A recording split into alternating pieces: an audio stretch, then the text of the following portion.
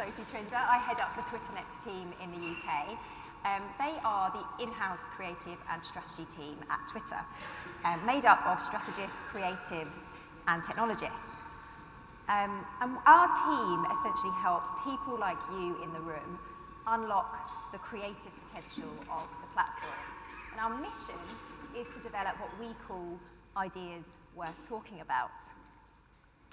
So Powered by Tweets is our brilliant global program where creative agencies compete for the most compelling creative Twitter activations on behalf of their chosen charity partners for good causes to really make that positive difference on the platform. So the winners and the runner-up get to tap into a pot of about £150,000 of ad spend to launch the idea on the platform. They also get the opportunity to partner with our team, as Jemma and Gémina did last year, to develop the idea. So this is just a wrap-up of some of the brilliant campaigns from across the world, ones that have won across the world globally, the Powered by Tweets.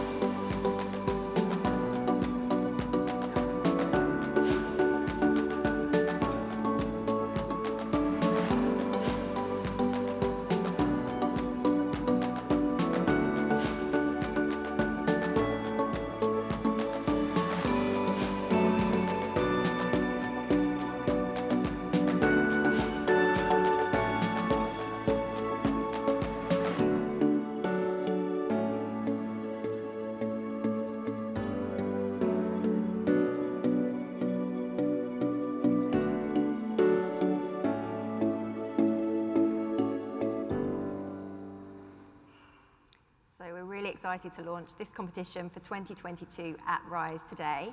And to inspire us all, we are joined by Jemma and Gémina, two creatives at TBWA who entered and won last year's Powered by Tweets competition.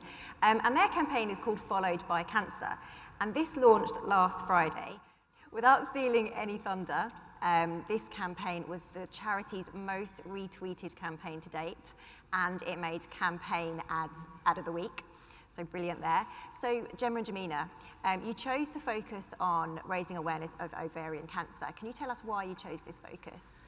So I think as women and people with ovaries, we can all agree that sometimes we experience pain or discomfort and we just completely dismiss it. We either just don't talk about it or really we just get on with it.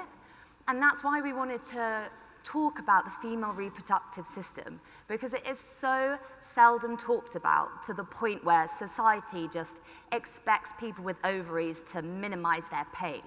So if you're experiencing really common symptoms like frequently needing to wee or feeling constantly bloated, it's really easy to ignore it. And that's the problem with ovarian cancer symptoms. They're so easily ignored, which leads to late diagnosis and, very unfortunately, devastatingly low survival rates. We can all understand those symptoms, needing a wee, feeling full, they're just common symptoms. So what did you do to develop the idea with this knowledge? So to raise awareness, we created 4 Twitter accounts with mysterious names like My Tummy Hurts, Feel Full Quickly, I Need a Wee Again, and Bloated Belly. And we followed thousands of people in the platform.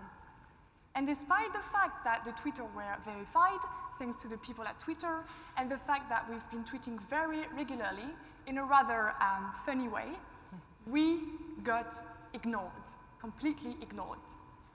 Then, on World Ovarian Cancer Day, which was last Friday, it was time for our big reveal.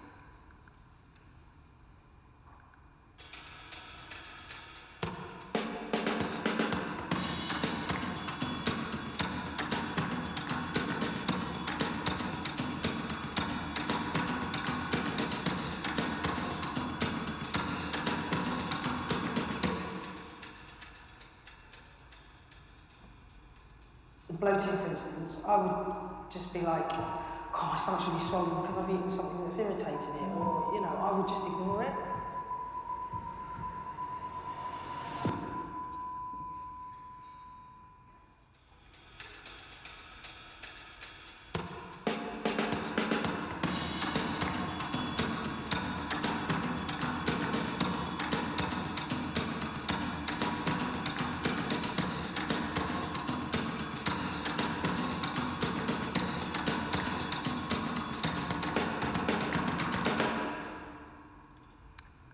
And while all that was happening on Twitter, we also took our message to the streets because it was equally important to reach people beyond the platform.